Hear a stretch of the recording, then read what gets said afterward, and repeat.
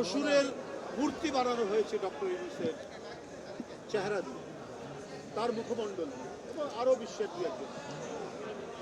এগুলো তো অত্যন্ত নিম্ন রুচির পরিচয়। এটা তো একেবারেই একটা অপসংস্কৃতির পরিচয়। ভারতে আমরা শুনেছি সঙ্গীত শিল্পকলার এত চর্চা হয়, সেই দেশ এত নিম্নরুচির পরিচয় দেবে এটা আমরা কল্পনা করতে পারি।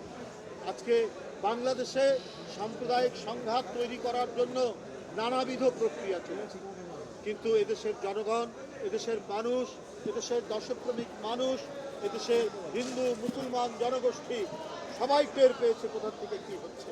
তাই সবাই একত্রিত হয়ে এবারের হিন্দু ধর্মাবলম্বী মানুষদের দুর্গা পূজা হয়েছে অত্যন্ত সাড়ম্বরে, অত্যন্ত উৎসাহ উদ্দীপনার মধ্যে দিয়ে তাদের উৎসব পালন করেছে, সকল ষড়যন্ত্রকে প্রতিহত করে। বন্ধুরা আমার, কেউ যদি নিজের দেশে আজকে ভারতে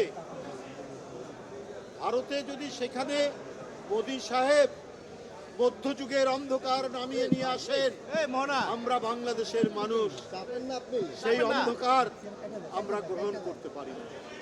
এদেশের মানুষ কি হিন্দু কি মুসলমান, কি আলেম কি ওলামা, কি মসজিদের মুয়াজ্জিন, মসজিদের ইমাম, মাদ্রাসার ছাত্র, প্রত্যেকেই আপনার পূজা মণ্ডপ পাহারা দিয়েছে। এইটা হচ্ছে আমাদের ঐতিহ্য, এই সম্প্রীতির ঐতিহ্য। আমাদের দীর্ঘদিনের আমাদের নেতা দেশনায়ক তারেক রহমান তিনি সুস্পষ্টভাবে বলেছেন, আমরা দীর্ঘদিন সম্প্রীতির বন্ধনে আবদ্ধ, তাই আমাদের মধ্যে কেউ কোনো বিভাজন তৈরি করতে পারবেন না। তাদের নিজের দেশে তারা যাই করুক, যতই অন্ধকার নামিয়ে নিয়ে আসুক, কিন্তু আমাদেরকে সেটি করতে পারবে না বন্ধুরা আমার। তাই আমি মনে করি সামনের ফেব্রুয়ারিতে যে অবাধ সুষ্ঠু নির্বাচন, সেই জনগণ সেটির প্রত্যাশা করছে।